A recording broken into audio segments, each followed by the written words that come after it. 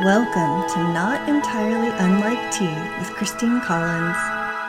Hey there, it's Christine Collins, and today we have an interesting topic around anxiety and talking out loud. This one specifically has to do with talking to yourself, and it could possibly be extrapolated that speaking to someone else out loud might have some of the same benefits, but we're going to focus on talking to yourself, which is something that we often joke about doing, but lots of people actually do talk to themselves, whether in their head or sometimes out loud. We're going to focus in on some of the neuroscience and what's actually happening in the brain so that we can better understand why or why not this may be beneficial in terms of anxiety. So you're in that moment, you can feel the anxiety rising, there's something going on, there's something stressful happening, maybe your heart's racing, your thoughts are kind of spiraling, and things are feeling kind of overwhelming. And what's actually happening in those moments is that your amygdala is firing like crazy. That's our fear center. It's where much of our anxiety is sourced. And it is our threat detection and warning area in the brain. So blood flow increases to the amygdala, stress hormones begin to flood into the system, and we step into this fight or flight mode. You might have some other physical symptoms like more shallow breathing, hands might be shaking, your thoughts are racing, you might feel hot or in some cases cold, and things start to feel like they're spiraling out of your control. When the next step we take is to put some of those emotions and experiences into tangible words and language, naming what the experience feels like out loud, we actually begin to activate a different region of the brain, the right ventrolateral prefrontal cortex. So the prefrontal cortex has to do with our decision-making centers. It is our more rational, logical space in contrast to the amygdala, which is very emotional. And it is involved in language processing and inhibitory control, which helps to kind of put the brakes on or slow down some of those runaway feeling emotions. So the shift that people experience when they see something or experience something that feels threatening or anxiety provoking, and the amygdala will light up in terms of brain imaging. And then upon labeling that emotion, putting language to the experience, saying angry or scared, etc., the amygdala activity begins to decrease, and this region, the right ventrolateral prefrontal cortex, begins to activate. So when we begin to activate that language processing area, we gain more emotional control over ourselves. And they seem to be connected in a sense where when the amygdala is becoming fired up, we lose some of that language activation, and then vice versa. So by activating that language capability, that prefrontal area, we can tone down some of the emotion in the amygdala. There's also the medial prefrontal cortex, which helps to mediate this relationship between the two, kind of like a bridge between rational language and the emotional alarm system. And it's not just purely naming the emotion, it's also about engaging that linguistic symbolic processing area in the brain, which are housed mostly in the prefrontal cortex. And when we activate it through speech, you begin to kind of recruit your brain's executive control to get a better handle on overriding some of those automatic emotional responses. And it's interesting, and I've had this experience, perhaps you have as well, when you go into a high state of anxiety or even a panic attack and become kind of frozen, our language capacity dramatically decreases, where I tend to be talkative if I'm around someone that I'm comfortable with. I will get very, very quiet,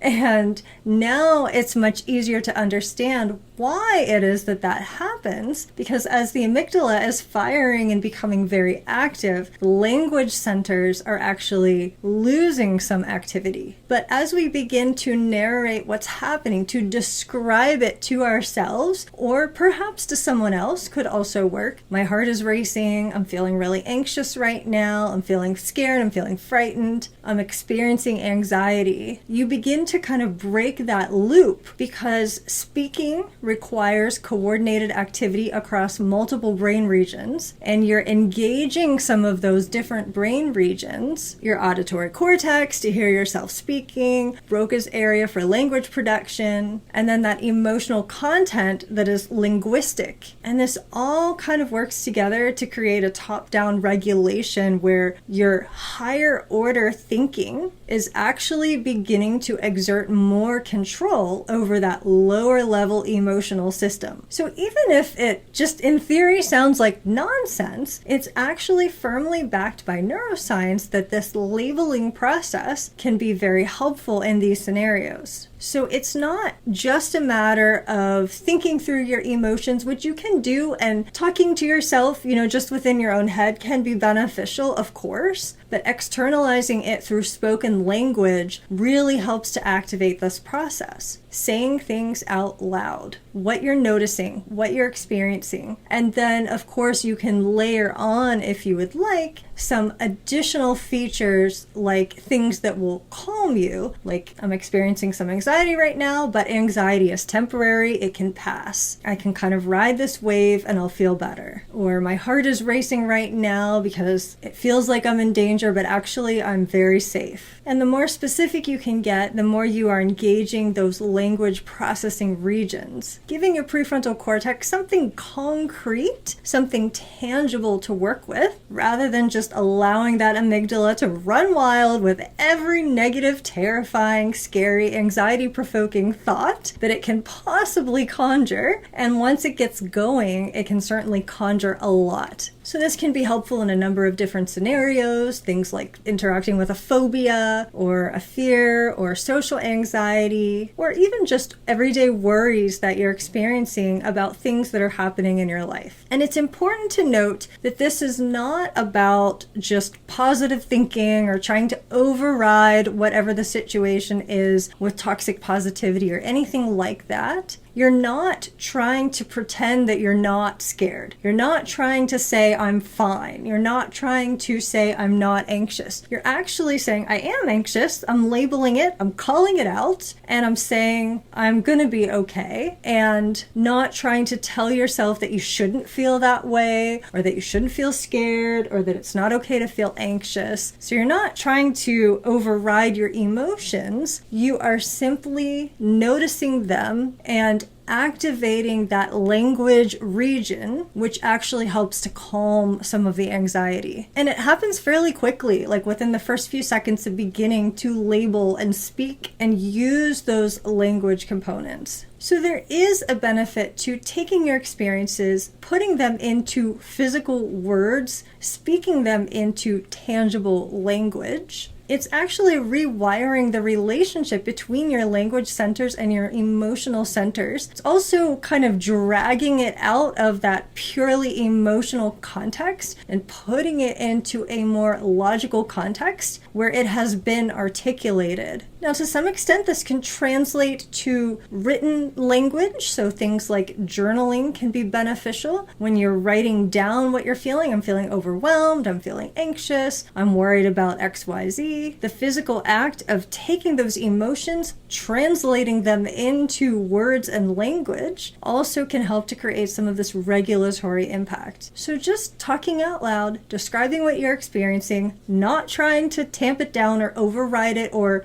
definitely not to negate how you're feeling or tell yourself that you shouldn't be feeling a certain way, just acknowledging the reality of what you're feeling, what you're experiencing, and putting it into words and language. Almost like a commentator. I'm opening the email. I'm reading the first line. Now deciding whether or not I want to respond.